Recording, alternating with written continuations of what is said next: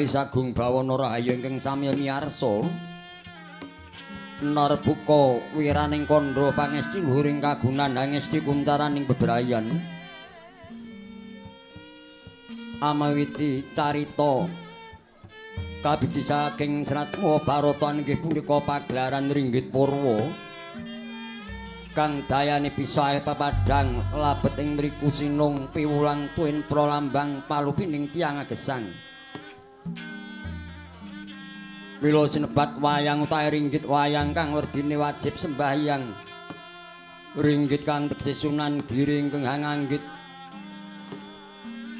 Purwa kang tegese tilaran para kina wiwit saking Wali Sanganaya katedhak dening para pujangga kang asung sasmita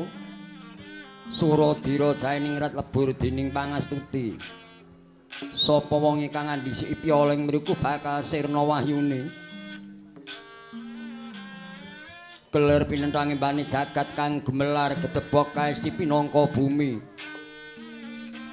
uruping plincong sunarihan lai pesemoning soroting surya candra ndarum yang kartika unguling gending pangaling widawati pesemone bungah kalawan susah alam pikirane manungsa kethok keprak nyar keteking jantung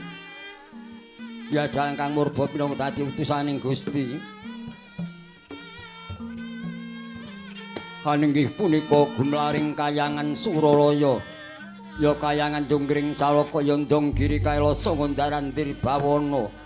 ya Paku Jamur Kataliwarna kayangan Saklangkung Gawat kaliwat liwat wingit kepati-pati apa tandani gawat bebasan Jamamara Jamamati Jimara keplayu lamun tono mendung barat peteng dedut lelongan satemasam ya miyak nganan miyak ngiring labet kenging kapraban ingkang mangar srama ing mriku sinten ingkang pinangka dados tetungguling para Jawata ing nratoni kayangan Suralaya wenang wisik Sang Hyang Bathara Guru ya Hyang Pramesti Guru ya Hyang Nilakantha ya Hyang Marting Jagat ya Hyang Marbudha Ingrat ya Hyang Parama Siwa mila sinebat Sang Hyang Bathara Guru kang kecip minangka dadya tinulat tinulada marang sedaya para titah tumuju marang kautaman jagat nata kang Sang Hyang Bathara Guru pranata jagat saisine jagat girinata Sang Hyang Bathara Guru nguwasani sedaya gunung ing Arcapada Nilakantha kang Sang Hyang Bathara Guru duk nalika ndawaken dhateng sedaya para putra Jawata samiya ngrata Gunung Manikmaya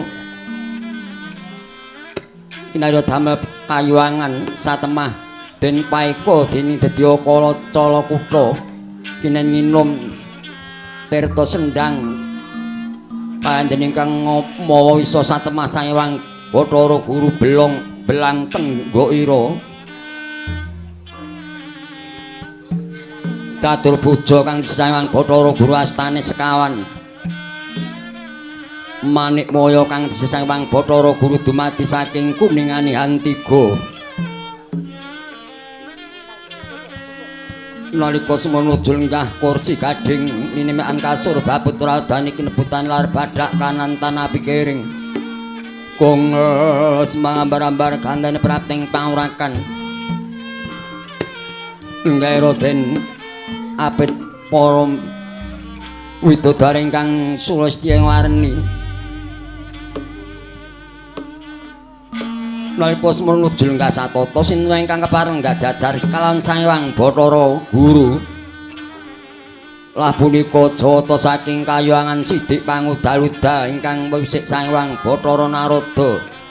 ya Hyang Kaneka Putra ya Resi Sanggya sawetawis boten pepanggihan pramila samya gapyuk rupyuk relangkuran sigra nggarap sidhem remanem tanuna banek ing walang isik dereng ngantos simbah wacana kasarupi swanara ingkang putra Jawata saking Salendra Bawana nggih kang wisik Sang Hyang Bathara Indra ya Bathara Padya ya Bathara Surapati bagus warnanira ngapuan rancang astanira kemedhot padoning latyamung katon age dinangu Lenggara Sang Hyang Manikmaya mung tansah mrih atosaken dhateng tuk sumbering gara-gara ingkang sumunduling Suralaya sawetawis Lenggara Sang Hyang Bathara Manikmaya teka kaya mangkono wijining wicara ingkang dereng kawiyos sing lisan